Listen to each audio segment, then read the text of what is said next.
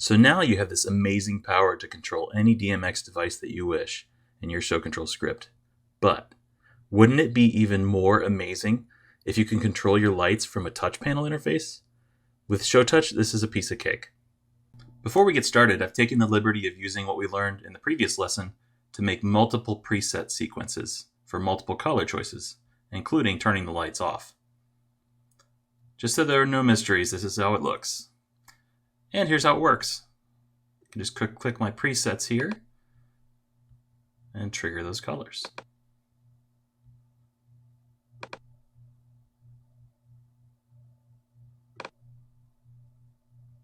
Super cool. Okay, let's go ahead and create a new ShowTouch interface so that we can actually trigger these presets from buttons.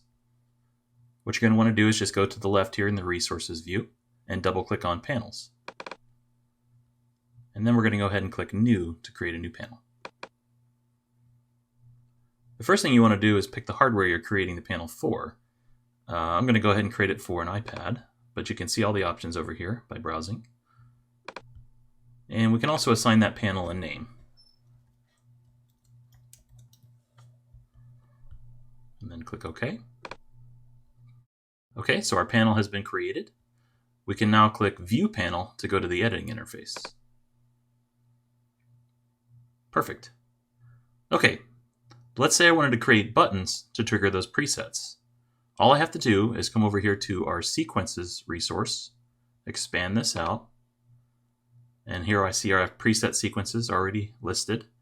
I can just click and drag, pull those over to our screen to go ahead and create buttons automatically. The grid snap aligns them for me.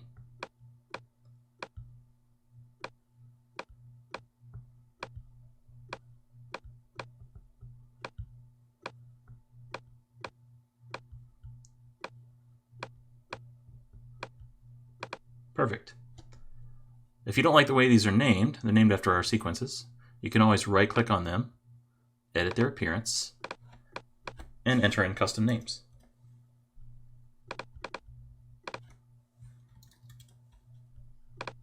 Excellent. All right. That's all there is to it. What's cool is when you're in this editing interface, the buttons take effect in real time. So if I were to click them, they will run.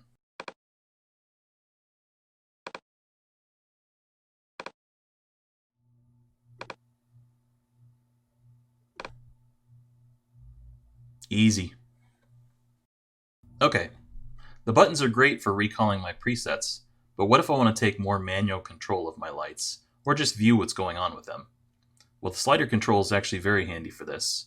What you can do is come over here to the slider item on the right, click and drag to bring it over onto our panel interface. Okay, we can then right-click on it and go to Edit Action, and we can tie it directly to our DMX values. I'm going to tie this one to the master fader and click OK. Now when I click on this and drag, it is actually going to change that value in real time. One cool way we can see that is by dragging over a text control. I'm going to put it below the slider here. Okay, and I'm going to assign this text control to the same value.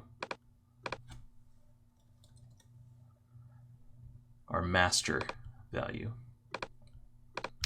Okay, as I move this slider, we'll see that master value change. Okay, I want to label this slider, so I'm just going to drag another text field over here.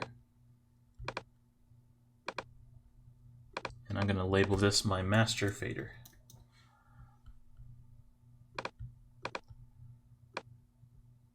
Excellent.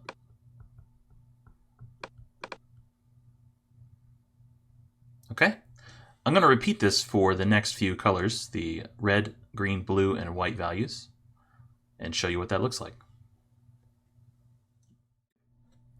So I created 4 new faders for the red, green, blue, and white channels. I basically just copied and pasted my master channel and updated the values associated with the slider and our readout down below. Now that I've done that and I'm connected to the box, I can manually grab these, change the value. So I'm going to ramp up my master here. And I can grab the red, ramp it up, grab blue, ramp it up.